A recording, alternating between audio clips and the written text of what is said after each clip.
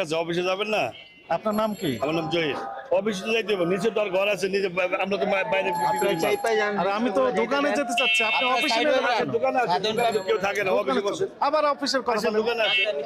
আপনি তো বেকায়দা মানুষ, আপনি অফিসে নিয়ে যাবেন কেন আমাকে? ও দোকানে চলেন, আড়তে নিয়ে চলেন। আপনি কে?